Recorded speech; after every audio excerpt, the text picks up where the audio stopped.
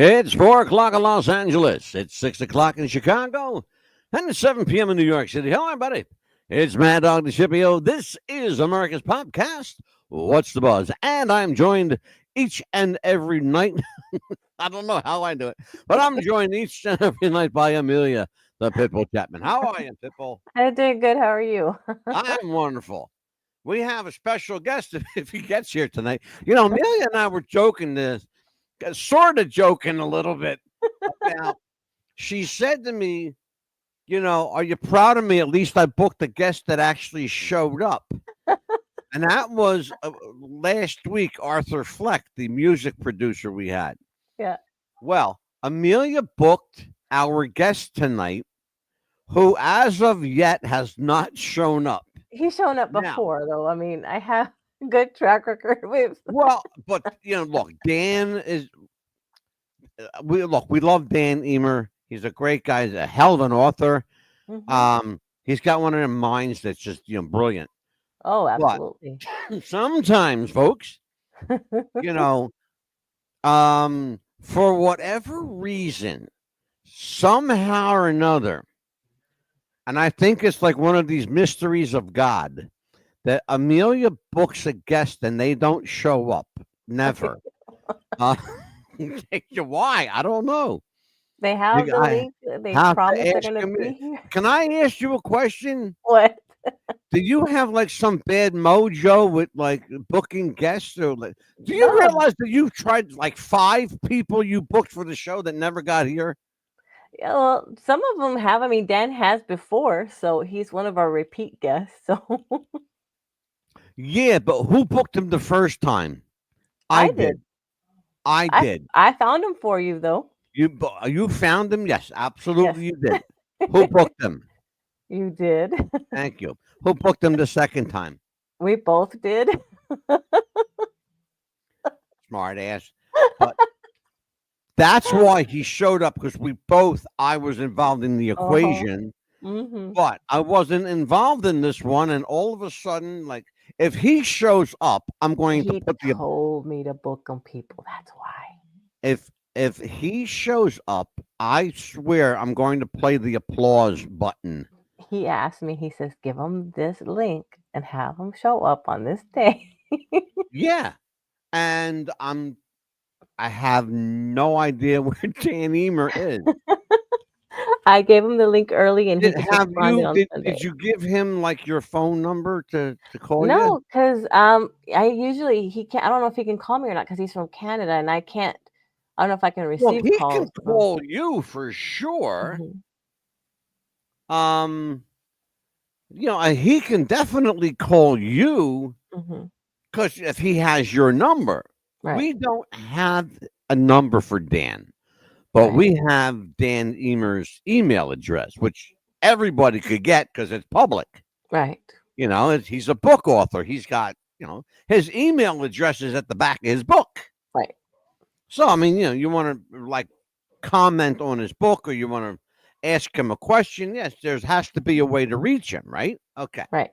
No problem. The problem is he's not here. Anyway, let's talk about last night's show. Yes. While we're waiting for Dan. Good show. What do you think?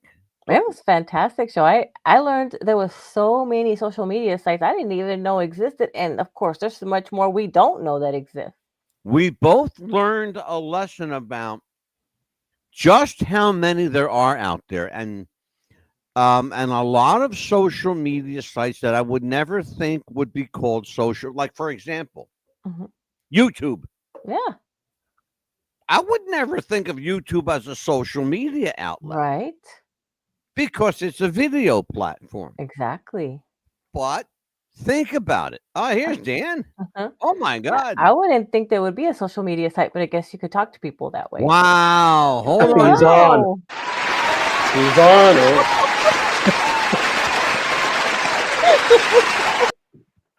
All right. I told Amelia, if Dan Eamer actually shows up, I'm going to hit the applaud button.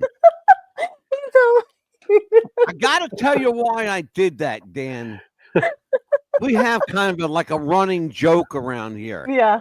Really? Yeah. Every guest that Amelia has ever booked was all a no-show. Yeah. Yeah, look at that. See? I said, if Dan actually shows up, I'm going to hit the applause button. I See how he treats brother, we me, Dan? haven't seen you in a long time. Yeah, we haven't spoken since what? Been a Geez, year. yeah, Yeah. yeah. Wow. The You both last look great. time you were here, we were talking about the Yes. Satan Gene. Amazing book. I love this book, by the way. Hmm. Do you know? I Yeah. have to tell you something. Yes. Yeah, great book. I have to tell you, I'm still not through this yet. Are you serious? Yeah, I am. I'm still not through it. Well, other things happen. I got to read other people's books too. Then you turn around and give me another one to read. Hey, so how you doing? Before we start talking Yeah. about your book, Let's yes, go great that way. book. We're going to talk a lot about this because I got some. Mhm. I have a report to tell you later on, and then I got some questions for you. But first question I have is, how the hell are you, brother? We hadn't seen you in a long time. Mhm. Busy. I see. Work, writing, just keeping busy and healthy, and doing good. Magic question for Dan Eamer. And I understand if you can't answer, but magic question for you. Is the Satan Gene a movie yet? Are you working on it to be a movie? No, I'm Why? still waiting for somebody to knock on the door. Oh, It wow. don't work that way, dude. I got to get the right I got to get the right people to read the book. It's not easy as an independent, I know. Oh, believe me, I know. Mhm. Trust me. I might. You know what? Yes. Amelia, I'm thinking of that director that we had on here. Remember he brought Michael Paré with him? Yes. That fellow who brought like the entire cast of the movie on the show. Yes. He Scott literally, somebody this or film something, right? director. He says, Mhm. well, who would you like me to bring on? I said, well, Michael Paré is a big name in film. Mhm. Bring Michael Paré on. Because Mhm. I actually worked with Michael Paré years ago in a film called Eddie and the Cruisers. Yes. My Oh part my. was this big. His part was this big. Yeah, like big, big, big. I had one little part. I walked on and off. That was it. I was in the movie for all of like 8 seconds. Yeah. But Yeah, the I know how you other feel. I've had it happen too. and the other hour and 45 minutes was all Michael. And he remembered you though. He did remember me. Yeah. Yeah. Mhm. Look, with the name like Mad Dog, how do you forget this stuff? Okay. Anyway, so yeah, I mean, I believe, man, I had said it before. Dan, I'm going to tell you again, man. I'm going to tell you again. That book has to be a film. Yes. It's too good to sit on. Mhm. And I'm going to try and get that out to some people. Yes. Yeah. Yeah, He I mean, will we too. have to, He for will. real. Yes. It's been way too, this is too good a book to sit on. Mhm. Now, speaking of great books, your background, Dan Eamer. By the way, folks, this is our friend Dan Eamer. Hell of an author. He wrote Yes. this epic, and I mean epic, The Satan Gene. When you're done reading the book, you could use it as a door stopper or a paperweight because it's heavy. It ain't door ain't It's going 2 nowhere. pounds. Trust me when I say Like that's a 2 It's pounds. 2 big ass. pounds. Yeah. Look how thick that book is. That's a Mhm. thick book. And it's a hell of a read too. I love this book. I'm still not finished it. Then he turns around, ladies and gentlemen, and he lays this little ditty on me. It's another like 3,000 pages I got to read. No, he's not. That's a little bit of an easier read. Yeah. I actually, I went through this one. I actually did read some of this. Now, in preparation for the show, here is my first question, and I need to understand something.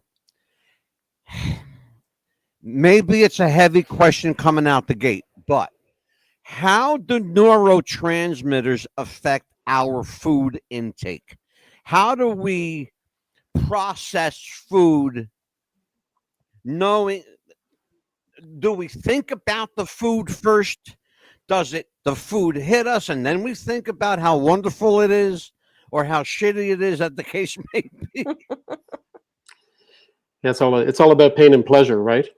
So our Well, motivations now in modern society, I think we're a lot more cerebral when it comes to choosing food sources, only because we have so many more options. And a couple of hundred years ago, we weren't eating for pleasure; we were eating for necessity. We were eating to survive. mhm, And then the food companies got in the game, and they started creating these wonderful recipes and additives and stuff like that to get us addicted yeah, to their stuff. And food became now, has become more of a pleasure oriented yeah. thing than it was in the past. I mean, mind you, I wasn't there a couple of hundred years ago to figure out if the diets were good or not, Mhm. but the motivation for eating certainly changed, and now we are a very pleasure oriented society when it comes to eating.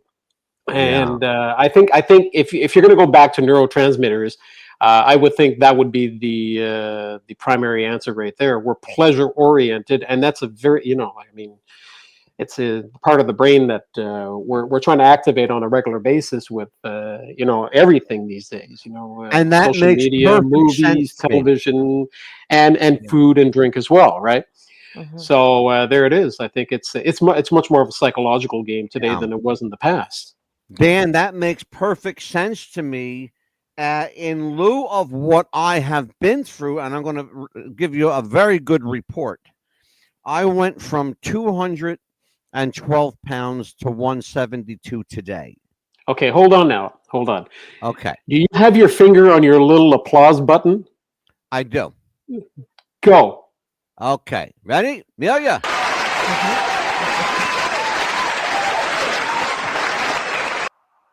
It took me a long time to do two things: stop eating when I'm full because I'm Italian and we don't know how to stop.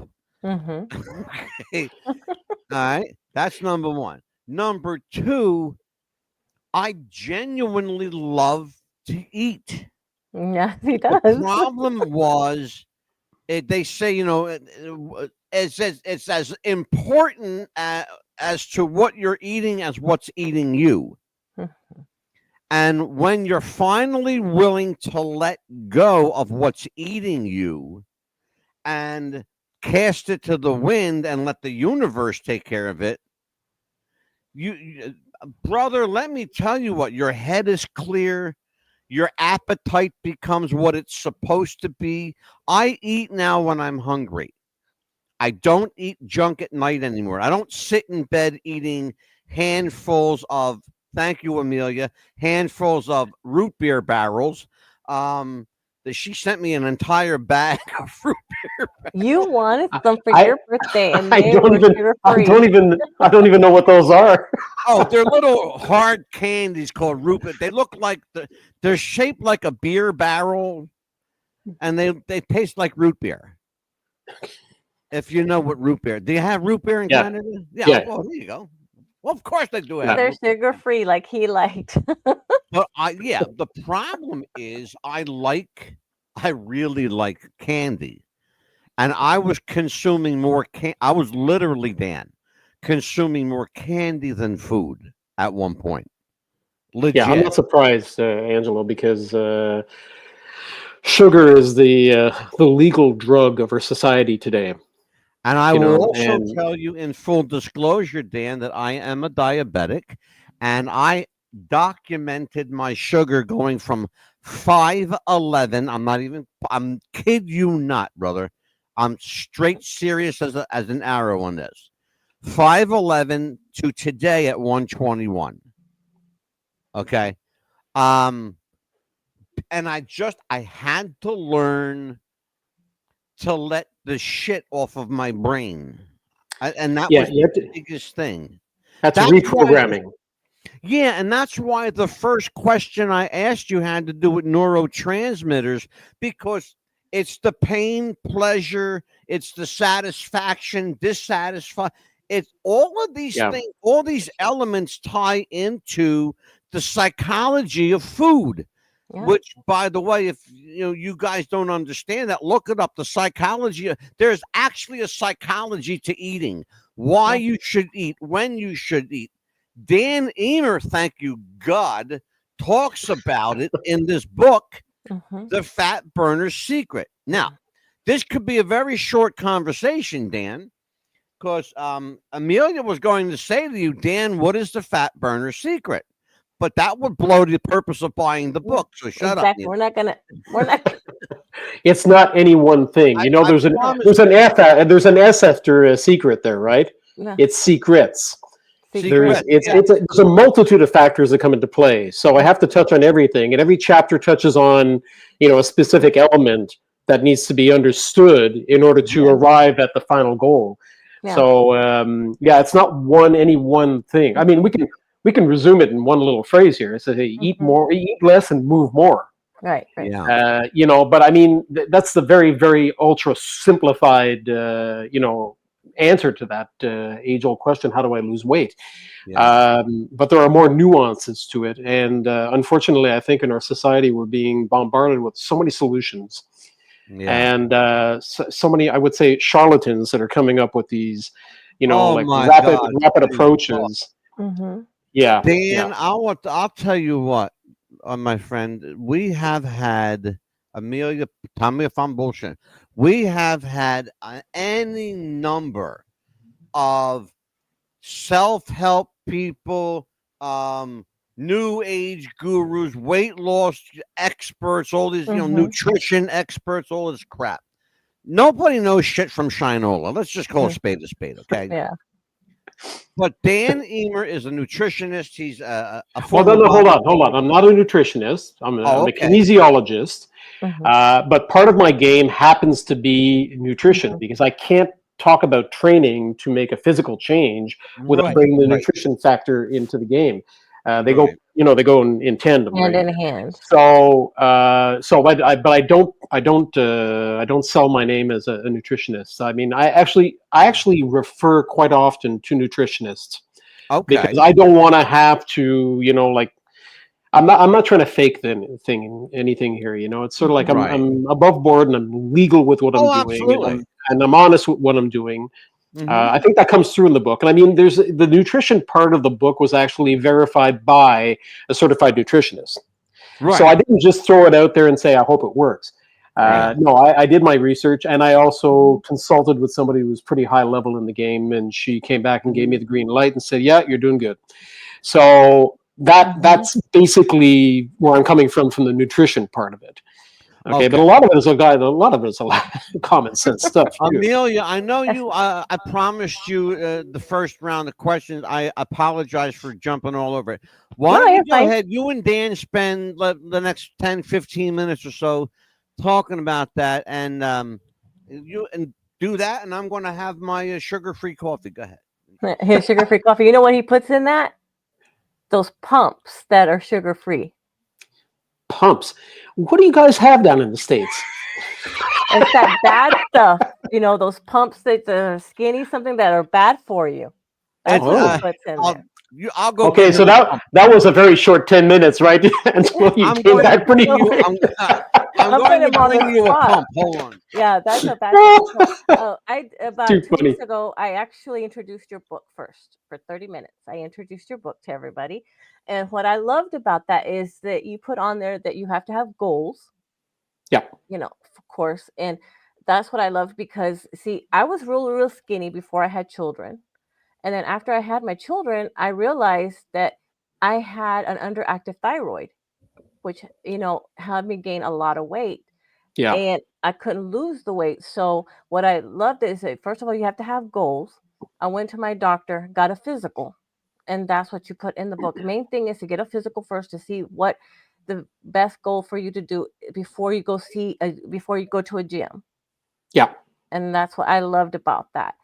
And what would you recommend as far as goals? What would you have us do as far as goals? Is one of my questions. Listen, it's the pain-pleasure principle that's coming into play so much, and I speak about that in the book, because I think it's the underlying driving factor behind human motivation. Mm-hmm. We want to get away from anything that's painful, and we want to go towards anything that's pleasurable. Now, in our Right. society, unfortunately, what's pleasurable is not always good for us, right? Mhm. And the food and drink being, Right. major sources of pleasure, and very addictive, and you Right. become programmed with this stuff. Mhm. So we have to sort of like inverse what you attribute pain to and pleasure to. So if you have a lot of pain associated with your physical condition, whether it be fitness or your appearance, Mhm. if that pain is strong enough, you're going to look for strategies and ways to get away from that pain and go towards your Mhm. ultimate goal, which would be the ideal silhouette that you want or the health that you're looking for. Right. And once you've established your driving pain and your attractive pleasure, Right. you've got movement. Okay, Mhm. you're going towards something, and that is the very definition of motivation: is motive. Right. It's moving, right?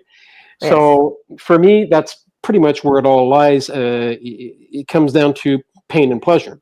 So Mhm. the more we, if you keep deriving a lot of pleasure from your unhealthy eating habits or your Mhm. lack of physical activity for whatever reason, you're going to have a hard time gaining motivation. You have to make that switch in your head there. You have to say, okay, I'm Right. making a decision now, and it's a ironclad and it's non-negotiable. Mhm. Okay, you're on a mission at that point. Yeah. And that's really the core of the whole thing, the pain and And pleasure principle. And this secondly, is not now, anything that invited. I didn't invent this. This Mhm. is actual psychology. Right. Mm-hmm. Yeah. And so I went to go see my doctor, got a physical, got my blood work, and she realized that I needed to up my thyroid medication, which she has.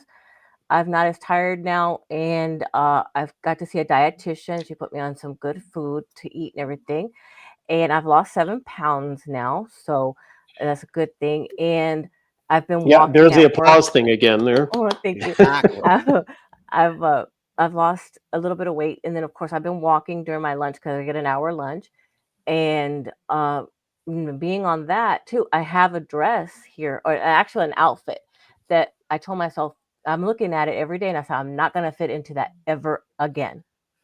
I'm Dan, looking we at it. have actually my brother-in-law is in the chat room tonight. Scott Gates. Scott is an EMT. He's a emergency medical technician. He talks about it's harder to lose weight during the night shift. Why is that? Why do we eat horribly at night? Mm, yeah. What is it about this Yeah, it's and the psychology of day versus night? it's a hormonal thing. There's Mhm. it's kind of hard to pinpoint. I'm not actually an endocrinologist specialist at that point to be able to answer a question definitively at that level. But there's a fatigue factor that comes into play, and one of those the results of that is craving for sugar, right? Uh, So Oh, whether it's refined sugar or it's something that contains sugar, or unconsciously, your body's going to start asking you for that sugar, and I think that's where the issue comes into play. And being an EMT, I've known a few of them, and you spend a lot of time just sitting around, right? So there's a boredom factor to a certain extent. I think yeah. that comes into play. You're not really moving around. You're sitting in your ambulance, and then Yeah. you got these pumps of adrenaline when you get a call. You're yeah. flying down the highway, and that is a sugar consumer. Mhm. Mm-hmm. And once you've come down from your adrenaline pump and you've delivered your patient to the hospital, I Yeah. mean, you're hungry. And I think those Mhm. factors come into play for that particular type Interesting. of That makes perfect sense. business. That Ah, makes perfect it sense. does. Yes. Yeah. Questions? Go ahead, Amelia.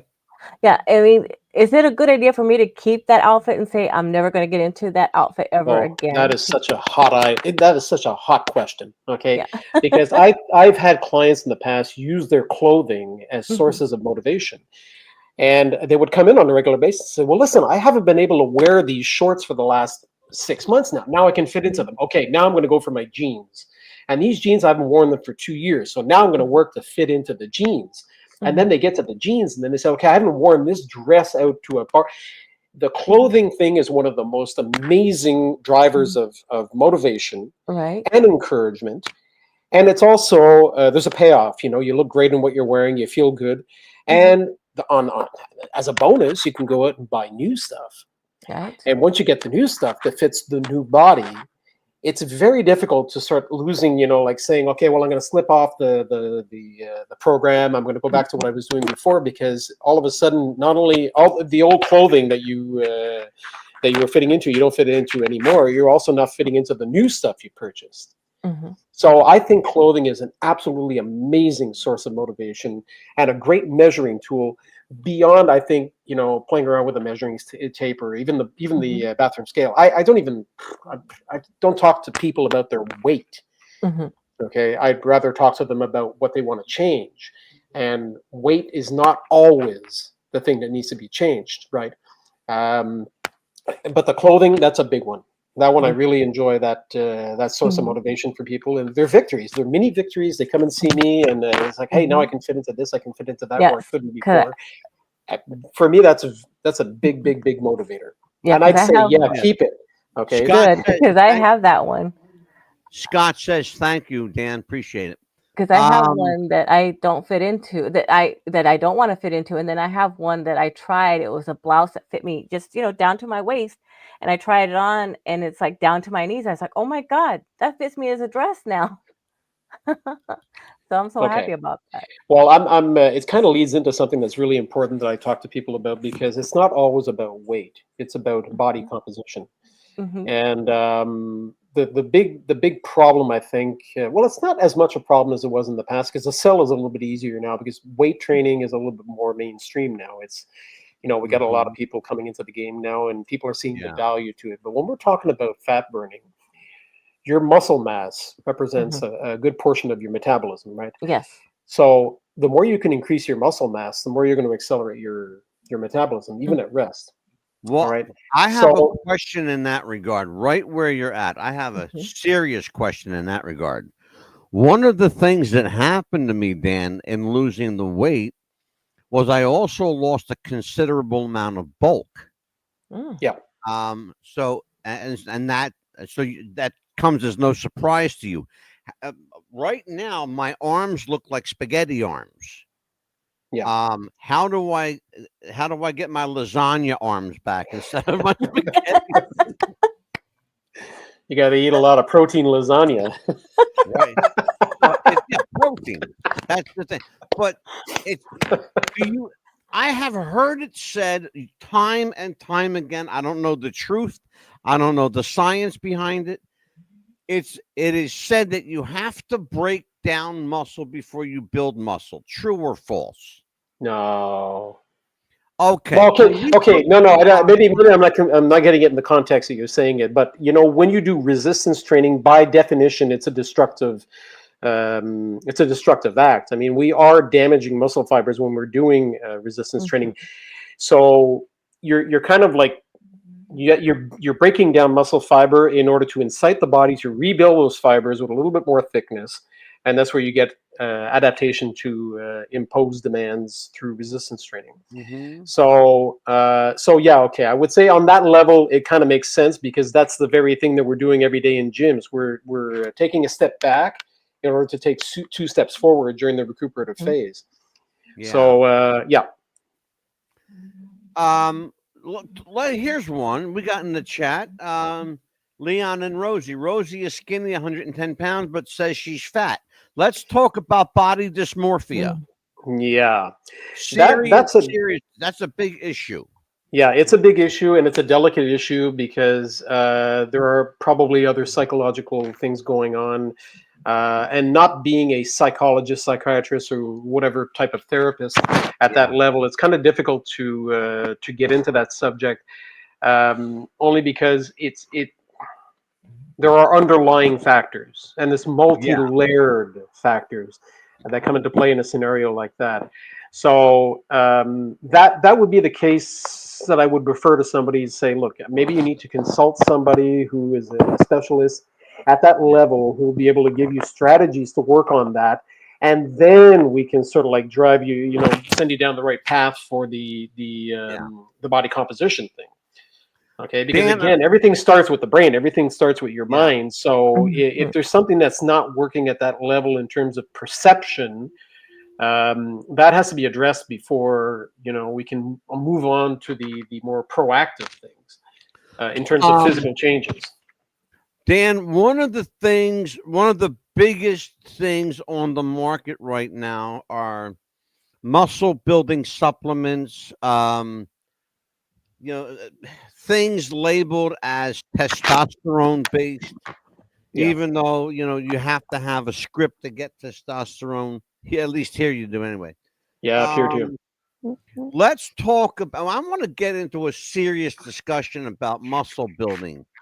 I follow a number of people, and we've had them on the show. We've had male and female bodybuilders on the show. Why is it? What is it about these supplements that is so enticing, so engaging to people that they're willing to risk everything to pack on, the biceps and quads and every other muscled body part, particularly.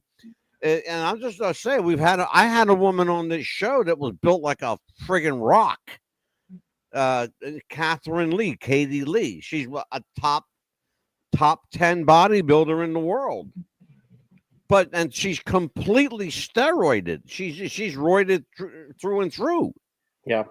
Well, I think that's a professional bodybuilding thing. Well, I would say professional bodybuilding. You can find it at amateur shows, local amateur shows that people are on these substances, and that's social competition right there. Mm-hmm. We're always trying to be better than the next guy or the next girl.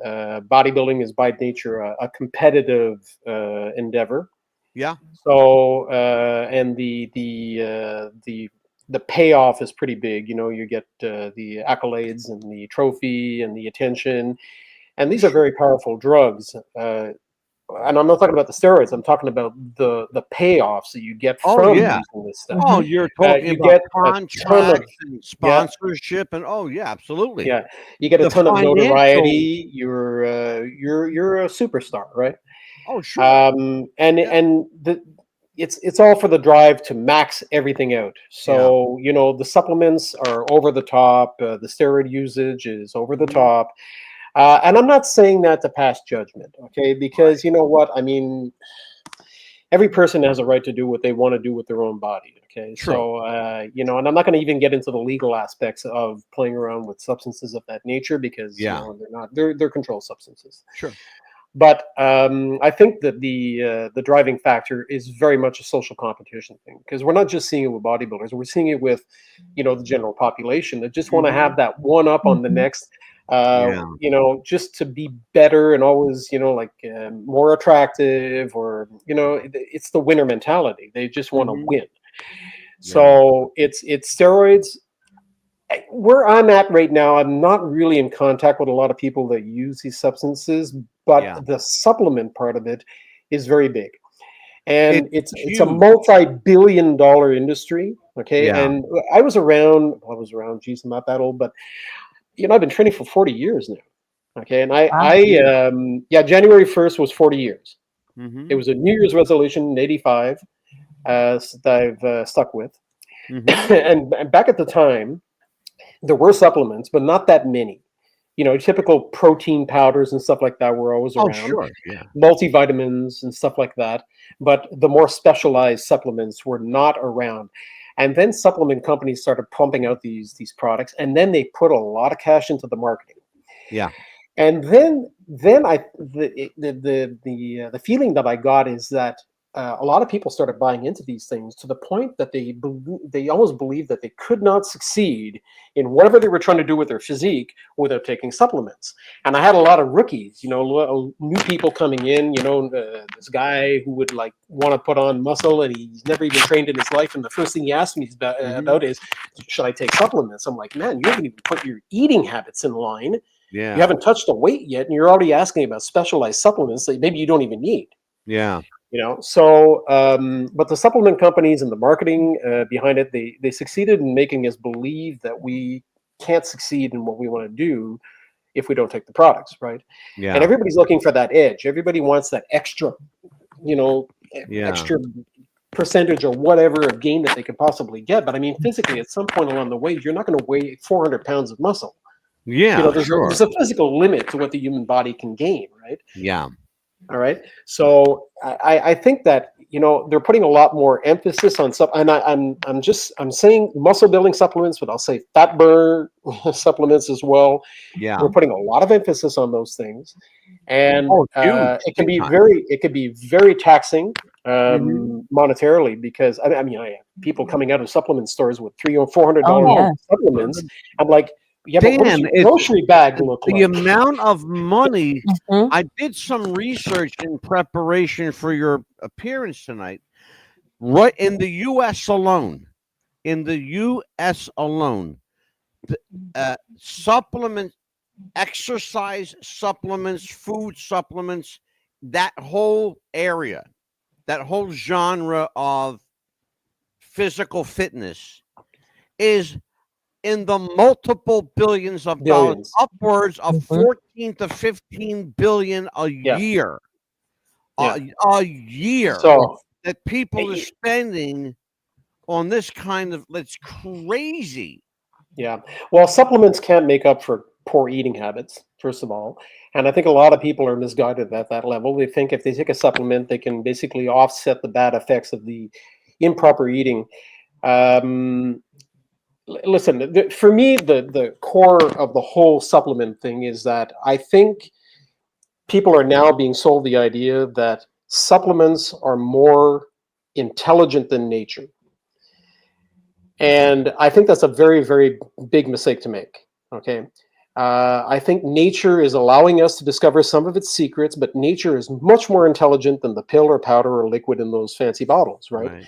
So now I'm not putting everything out, throwing out the baby with the bathwater here. There's some stuff out there that is good and it could do what it's supposed to do. But I think in the majority of cases that I cross, people need to get their eating habits in line, and they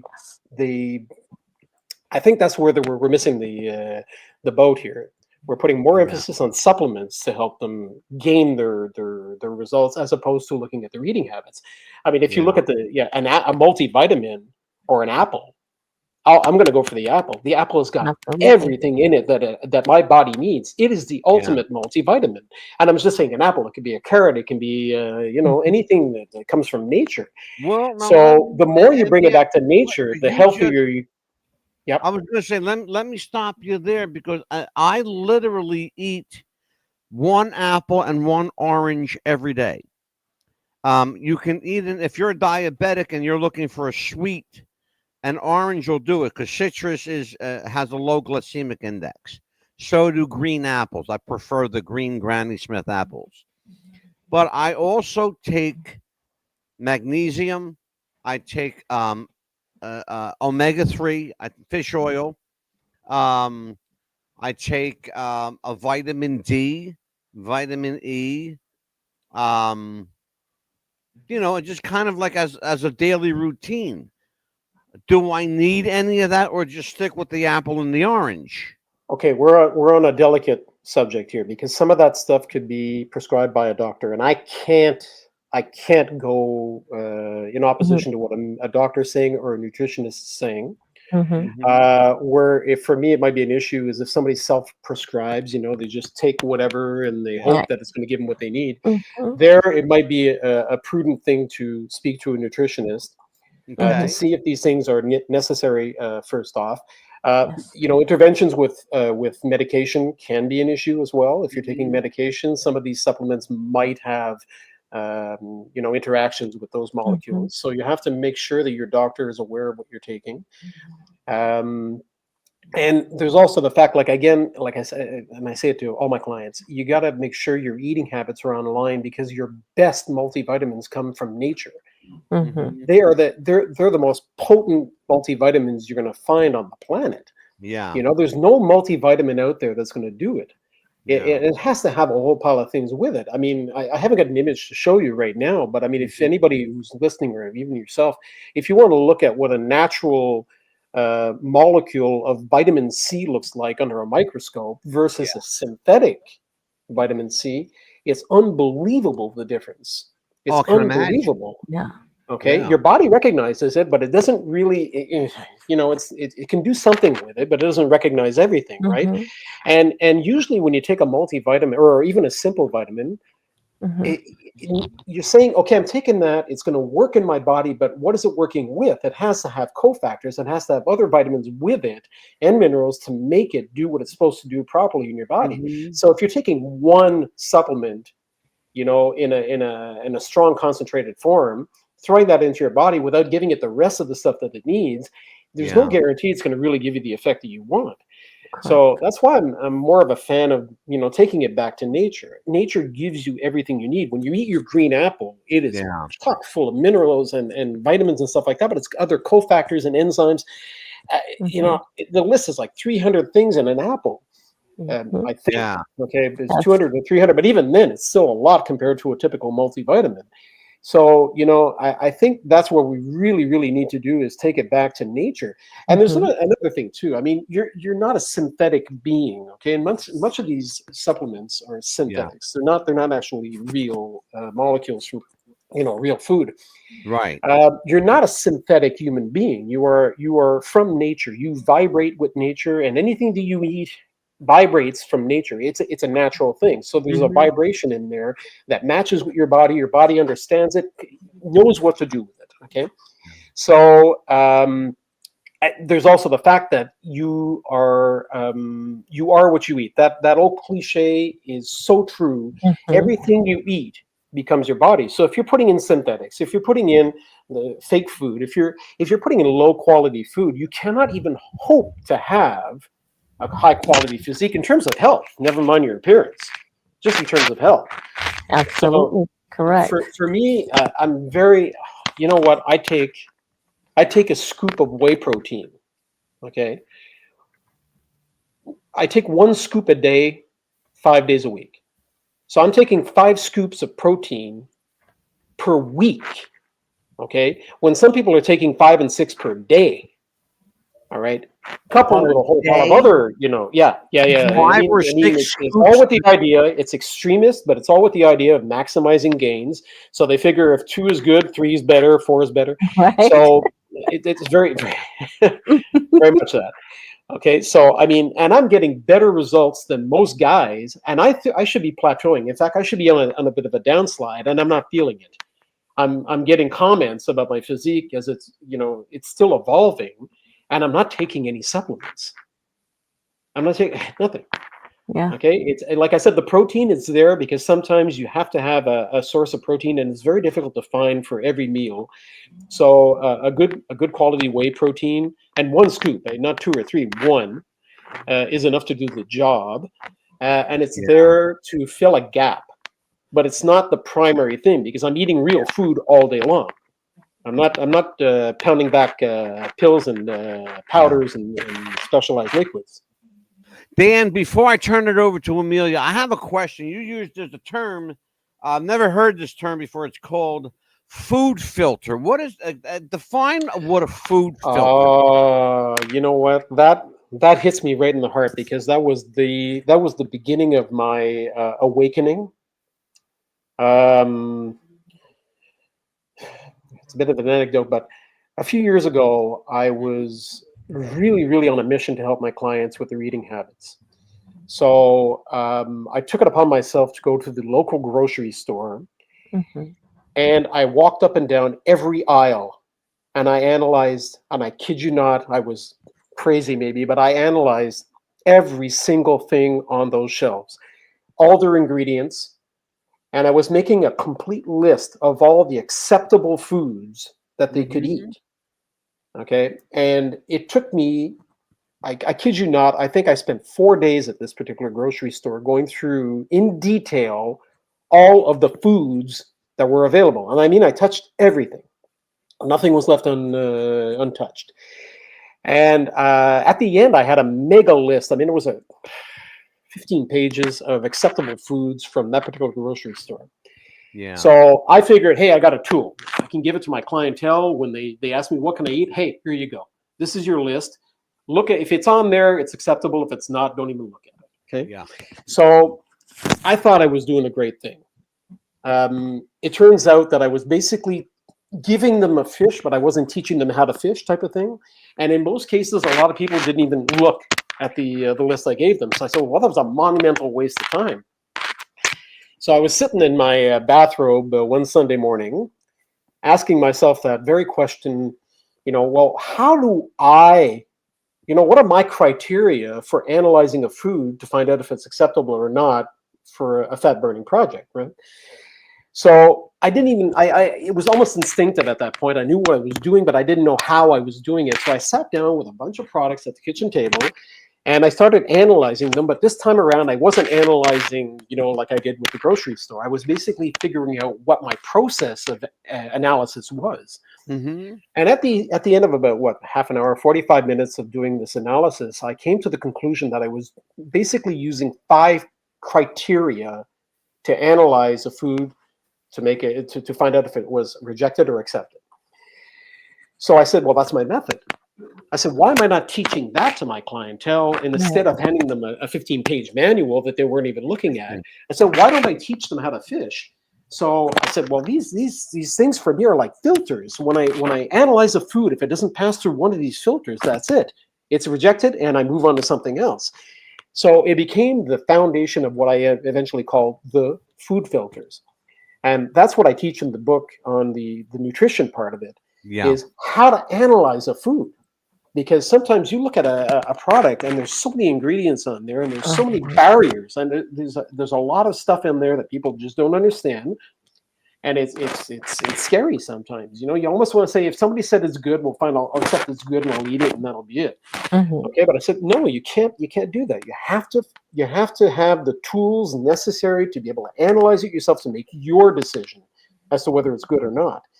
So that became the driving force behind my approach after that, and that's what I started coaching my people on. And the mindset was completely different at that point. I was giving tools to people that they can use in real world scenarios. I didn't have to follow them in the grocery store. My little food. I actually made up little cards, little business cards, and they had the food filters on them. Yes. So I said, carry this with you and use this to analyze any food if you're not sure. And for me, that became like it was an eye-opening experience for me, because I said, now I'm not doing it for them. I'm showing them how to do it for themselves. So that is the core of the nutrition chapter. And I would say it's really the biggest part of the Fat Burner Secrets book. And it was in terms of that chapter 4, I think it is. It was a complete rewrite. It was a complete and I'll have to get the book to find out what it is. Well, because just saying the food filters, here they are, and have fun with them is not enough, because there's a lot of information that comes with it, right? Yes. You got to understand the whys behind what you're doing. Yes. And once you understand the information, right, those food filters become like amazing guides for you. Absolutely. So and there it you had is. mentioned in the book also to make sure you get positive feedback from your family and friends. But what if like you're at your like goal weight and you're perfect and everything like that, but then they're like, you know what? I think you could lose a little bit more weight. What if you get that like fat shaming from family? Yeah, that's it. That's a good word, shaming. It's I think behind that, maybe there's some good intentions, but I think a lot of it is like, I think there's a bit of jealousy involved in that as well, So instead of trying to build you up, they're going to build you, break you down, so that sort of like elevates them. But I think there's a lot of jealousy coming into play with people that sort of like sabotage other people's projects like that. And I find it, kind of sad, because, you're working on something that's very constructive, very positive. And a lot of people just don't have the same, drive or motivation, or we'll call it willpower. So they're almost jealous from, people who have that drive and that will and that mission in their mind to, make a physical change and do something drastic with their health. Right. So the sabotage and sometimes it comes almost as a compliment, but it's hiding, a bit of a sabotage. And in the end, you have to prepare yourself mentally for that kind of stuff, because when you make big changes, you're not only affecting yourself, but you're affecting people around you. Okay, because let's say, Amelia, you weighed, all your life 300 pounds, let's say, And we've always known you like that. Family and friends have always known you like that. And all of a sudden, boom, you're down to 165. Mm-hmm. And you're slim and you're svelte and you're fitting into Yeah. the little black dress, the cocktail dress, and everything's looking really good. You've Mm-hmm. completely thrown off their perception of you. Okay, you're not the same Yeah. person in front of them. Right. Okay, and they maybe they want the old Amelia back. I don't know. Right. So you see what I'm getting at is that it's all their perception. It's not anything to do with you personally. I think it's more the other person who's making the comment. It has nothing to do with you. So when you're aware of that kind of sabotage that can come from in multiple directions, you can put up barriers and like your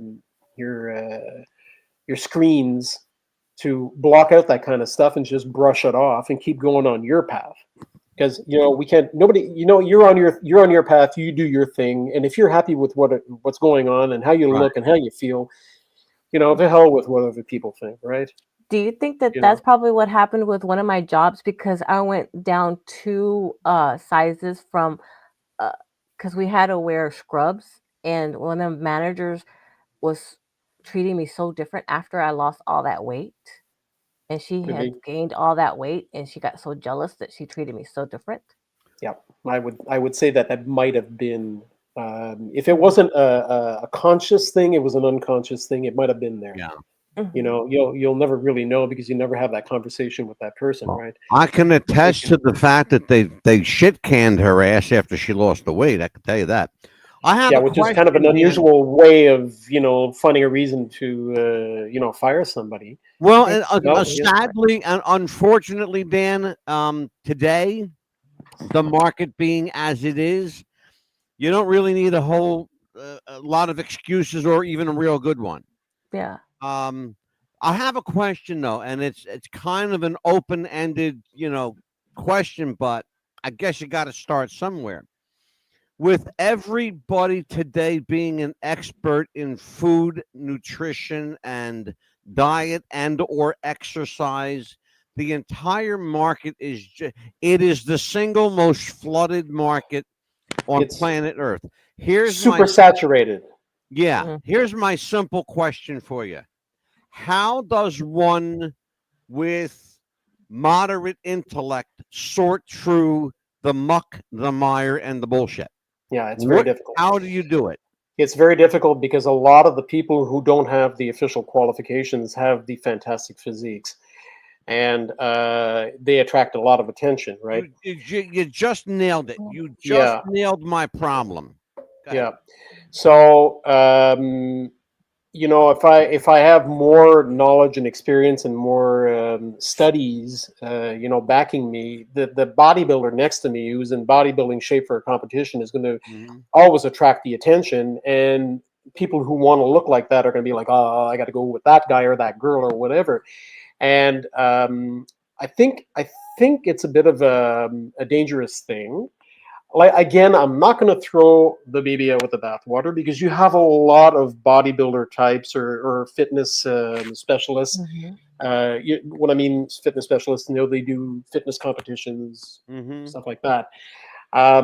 They are very well, like schooled in what they're doing, Yeah. and they've taken the time to go out and get the stuff, the credentials.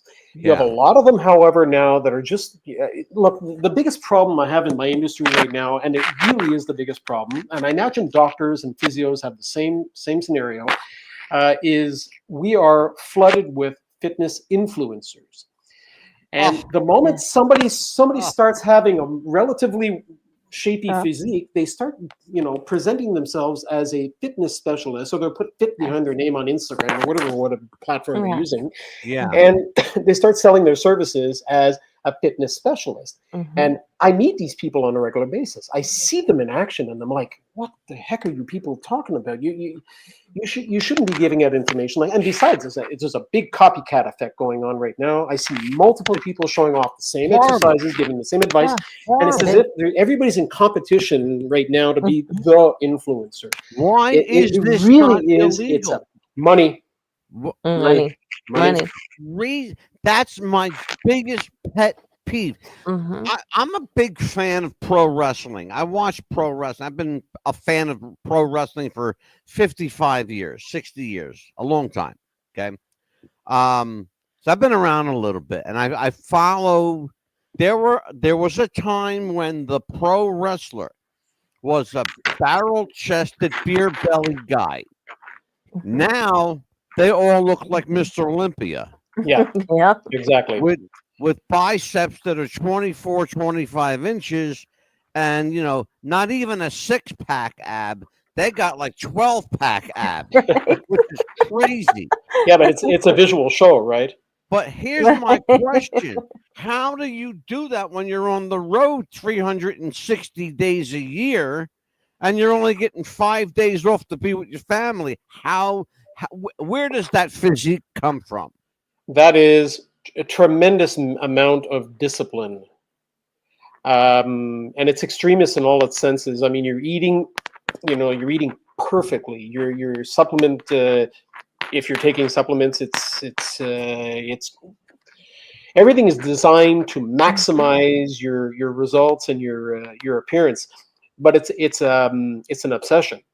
It's Mhm. almost a one-track mind thing. You are eating, Yeah. sleeping, drinking just for that. Yes. Okay, and it's understandable because they only have a few years where they can really hit hard and have an impact with their physique, whether it's a bodybuilding competition Yeah. or like you say, pro wrestling. I don't see pro wrestlers hanging around for 15, 20 years in this day and age like they used No. to. No. Okay, they Mm-mm. don't. No. And it's the same thing with bodybuilders, professional bodybuilders. I mean, they're not around for 30 years. No.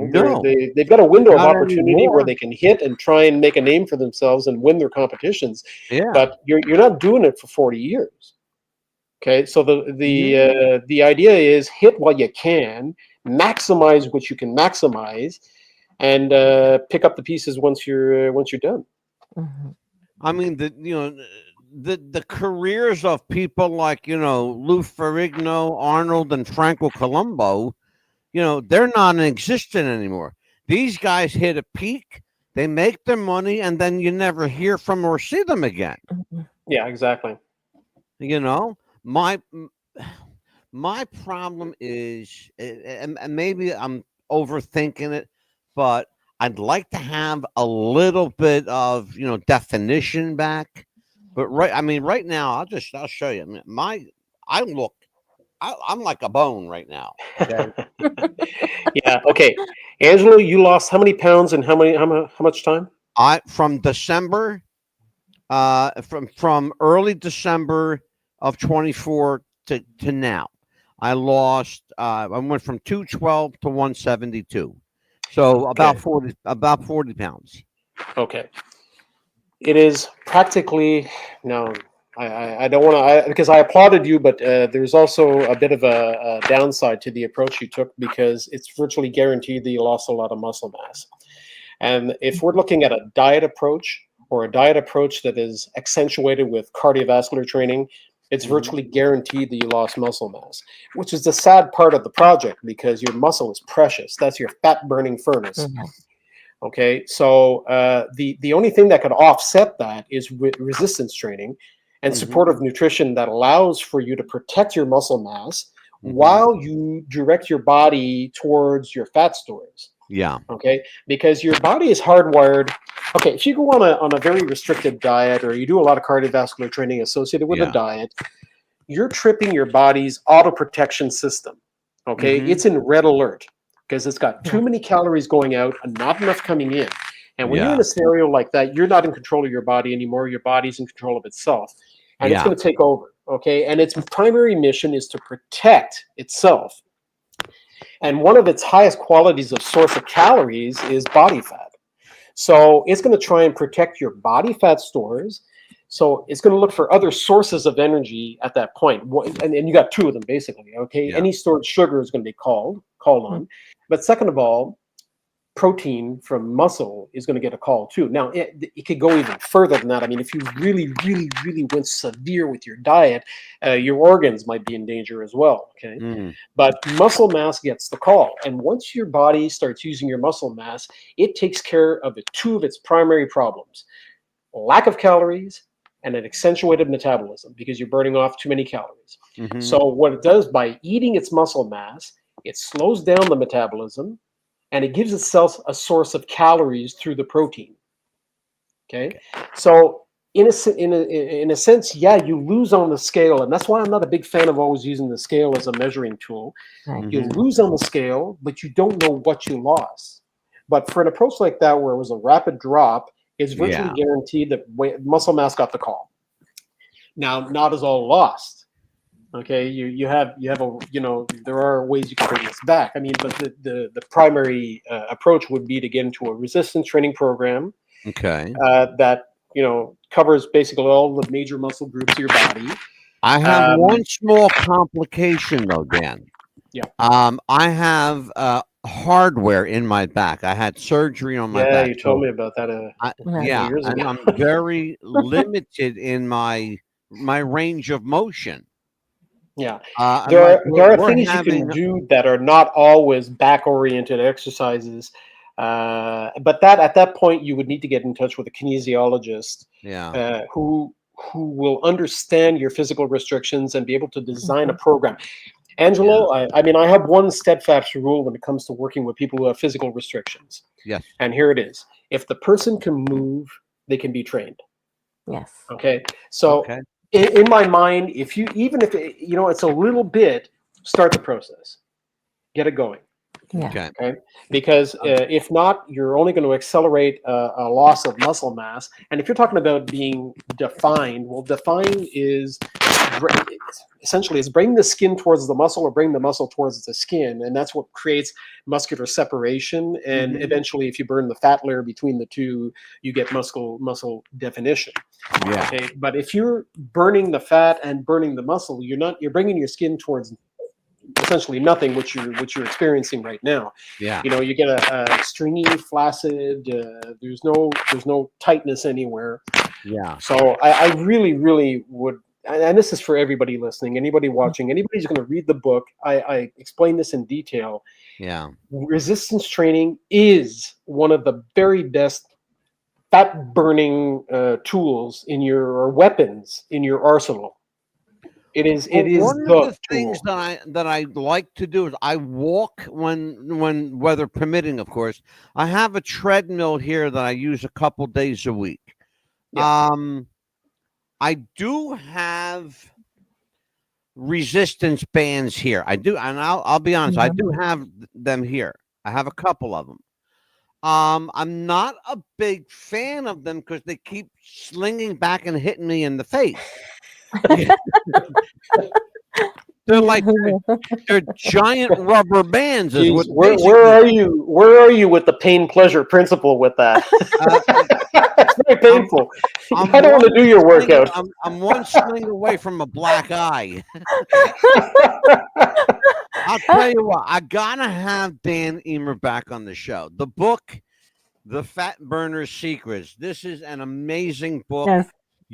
I have to have you back, Dan. We're just really Angelo, many and ways. Amelia, you two have not asked me the critical question that everybody asks me about the book. Which is What's the cat doing there? oh, I just thought that you were a cat person. Right. No, listen. The approach to the story is very different, and the reviews I've been getting on it have picked up on that quite solidly. That it's delivered in a fun fashion. It's a story. Okay, it's a conversation between two clients and a personal trainer. Sure. And I can inject a lot of humor into it, a lot of humanity into it. There's a heart to this thing. And the cat, if we're going to answer the question, the cat figures prominently. The cat figures throughout the story because it gives me a little bit of levity. It gives me a little bit of, Sure. something fun to talk about. The cat does crazy things, whatever. So it's sort of like it grounds it. It makes it very accessible to people. Right. The story. It's a story. It's really a story about losing weight. And absolutely. Yes. But and by the way, I started writing this. I just kind of ignored the cat, to be honest. Well, the story at the time, I actually had a cat too when I started writing the book. So the cat was in there because I wanted to pay homage to these two cats. Mhm. Yeah. But this story, actually, this is the second edition. Okay, it's been upgraded recently. Oh yeah. Yeah. Mhm. Okay, but I actually started the initial the text for it back in 1997. Okay, so it took about 8 years before it was actually published. Yeah. Wow. Okay, as a first edition. Wow. And then when I started flipping through it like a couple of years ago, I said, yeah, you know what?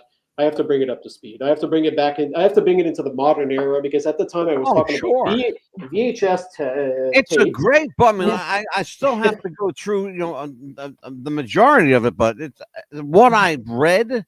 It's a good book. It really Yes. is. It's full of information, a lot of info. Mhm. And I think in reading this, people will understand that you really can kind of separate the fact from fiction with other people by reading Dan's book. Absolutely. You're going to Well, know, thank you for that you know, because that is the core of what I was trying to Mhm. do with it. exactly. That's it. And That's the Yeah. essence of the book. Right. the element that set it off Yeah. was the tremendous amount of frustration I had watching infomercials at the time about Yeah. weight loss. Yes. And I was like, Mhm. this Yeah. is a gang of charlatans. They're proposing stuff that can't work. And I said, people are getting, like reeled in on this stuff. Yeah. And I got very angry. I got very angry about it because I said, people are not getting the truth. People are getting they're getting sold a false Yeah. bill of goods. Something that can't work, or if it works for a short period, but it won't have any longevity. I Right. said, you know what? I'm going to do something proactive about it, and I sat down and started Yeah. writing. Okay, so that was the Yeah. catalyst for this. Well, the second edition was an extension of that, but it was the catalyst for the first book, Yeah. the first edition. Dan, So I gotta tell you got it. everybody. I gotta tell everybody. Dan Eamer. The book is "The Fat Burner's Secrets." Dan Eamer is also the author of several books on fitness, physical fitness, bodybuilding, exercise. He is also the author of the epic "The Satan Gene," one of our favorite books. Yes. Dan, I have to get you back soon. And I mean sooner than a year. Like Yes. Amelia, Yeah. reach out as soon as we get off the air, Amelia. Reach out and find out what Dan's schedule is. We got to do part 2 of this interview. There's no way we're going to do Mhm. one. We just can't do Dan in one episode. We got to No. have him back. Dan, thank you for joining us, my friend. I have to let you go because we are Yep. we're 3 minutes past our time, so we got to get the hell out of here. All right. Thanks for Thank having you, me my again. friend. Thank you Listen. so much. You are always. Oh, there's Dan. Here he is. I was going to say, where did he go? Here he is. Dan, tell everybody where they can reach you, your social media, website. Give everybody your info. I'm on Facebook. I'm on Instagram. I'm on Twitter. Mostly under the name of D.W. Eamer, which is the pen name on the thriller. Yep. And that's basically where you're going to find me. My website would. What is my website? Jeez, I don't even know my own address. Hold on a second. Right? This is awful. This is crazy. I don't go to my own website, so I don't even know where the heck I am. Yeah, we're the same way. Hold on a second. Yeah, D.W. Eamer, DWEAMER.com. There you go. DWEamer.com. And it's Dan Eamer is our friend. He is our frequent guest, and he's going to be a much more frequent guest as soon as Amelia gets his ass over here. Dan, thank you. Have a great night, my friend. We'll be in touch. You Take too, care. both of you. Thank Thank you. you. Bye-bye. That was a great interview. Yes, we can't do it in one show. we can't. Not No. with Dan. This book is filled. I Yes. mean, it's filled. You're not going to get. First of all, I don't know who's got more information, Dan or the book. Yeah. Because Both. when you get Dan Eamer started, just ask him a question and have a cup of I coffee. think he's got more information because I see another part to that book. Oh, I have a there's feeling. going to be. There's got to be a part There's got to 2. be another one. Or Yes. this is the second edition. There's going to be a third edition. There's got to Don't be. forget, Yes. this is part 2. Yes. Here's the book. It's called The Fat Burners. I'm trying to get them lights off of here. Here we go. Yeah.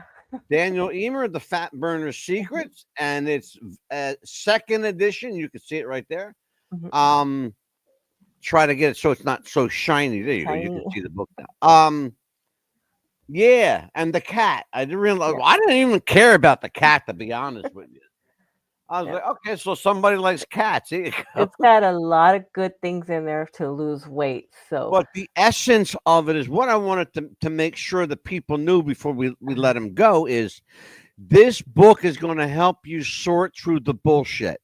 Mhm. Because there's a lot of crap out there, and everybody and his brother, you heard him, Mhm. everybody's an expert, Yes. and they don't know shit from Shinola. Yes. Okay? All right, so what I would like you to do, young lady, as soon as we get off air, find out what his schedule is, and I gotta have him back like on a Monday or Tuesday. Okay. So we can get him back. Or bring him back on a Wednesday for your show. Okay. So you guys will have a whole hour to talk without my mouth interrupting you. How about that shit? Right? What do we got coming up? What do you got going on tomorrow night? Tomorrow I have the future of TikTok to talk about. That's a loaded gun. Jeez. The That's why you future of won't be here. TikTok. Oh my god. Yeah. I'll Your be watching though. I ain't favorite. gonna be that far away. Your favorite. Yeah, I'll be at church praying for you, praying for you. Oh man. Well, listen, that was a good show. We had to have him back. Yes, we do. We really got it. We got to have him back. Yes. Tell you what. Good show. Good, lot of information. Good info. Solid info from Dan Eamer. The book is The Fat Burner's Secrets with an S, not just one secret. There's a lot of secrets to the fat burner. Yes. So, I mean, what else you got going? You going? That's it. You're going to talk about TikTok tomorrow night? That's pretty much it. The future of Well, it sounds like your night's going to be full. Oh, she froze up. She has 79 days or so. Okay. All right. Well, listen, I'm going to let you go. For Amelia the Pitbull Chapman, I am Angelo the Mad Dog DeCipio. Till we see you again, God bless you. Keep you safe. And, I said it last night, and I want to say it again. Be nice to each other, folks, okay? I want to try to start at least once during the show just to say, be nice to each other. Because people are like really nasty sometimes today. Mm-hmm. Be nice. There's a lot of good people left in the world. There is. Show them that you're one of them. Be nice to people, Mm-hmm. Say hi to them. Don't just wave your hand, say hi, friend, neighbor. Right? Do like Mr. Rogers. Sing them a song. It's a beautiful day in the neighborhood. Amelia's like, oh my God, he's lost his mind. The old man's lost his mind. All right, Amelia, listen, let's get out of here, all right? Yes, For let's go the Pitbull, home. I am the Mad Dog. Let's get out of here. And while we still have our wits about us, take care, folks. We'll see you then. Bye-bye.